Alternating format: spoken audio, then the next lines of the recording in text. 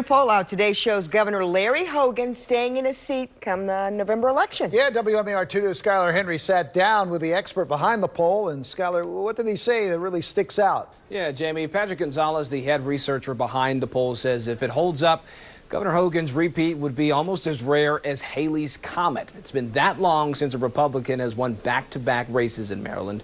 As for the results thus far, Gonzales is calling them an anomaly as we're 3 months out from the gubernatorial race.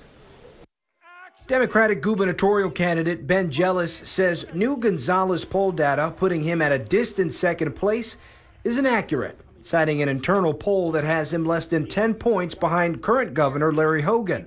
I really honestly believe that regardless of who the nominee was, in my next poll, the Democrat would be at a minimum of 40 to the low 40s, just by dint of being the Democrat. Patrick Gonzales, the man behind the poll, says Governor Hogan is the front runner by about 16 points. Gonzales' data showing only 36% of Marylanders planning on voting for Jealous heading into November. I think, Skylar, overall, I'm surprised that the margin was as large as it was, 16 points. We had it 52% for Larry Hogan, 36% for Ben Jealous, 1% for the third-party candidates, and 11% undecided. Both camps sent us statements following the release of the polls, a senior advisor for Jealous saying, in part, this is a competitive race, which is why Republicans have spent more than $1 million lying about Ben's record.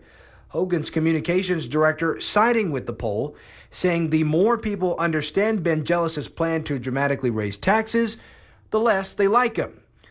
Gonzales says, whatever the tactics, if Jealous wants to win come November, he has to reach more Marylanders. The burden is on your opponent, ultimately. And if I had to give some advice to the Hogan campaign, it would be take nothing for granted.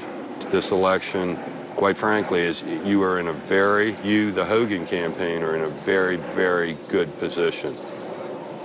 Don't assume anything. Now, here's an interesting note. Gonzales says despite party affiliation, in which his poll found that nearly 60% of Marylanders are unsatisfied with the work of President Donald Trump, about 59% of that, Hogan still has a commanding lead. Gonzales plans on putting together another public poll by the end of next month.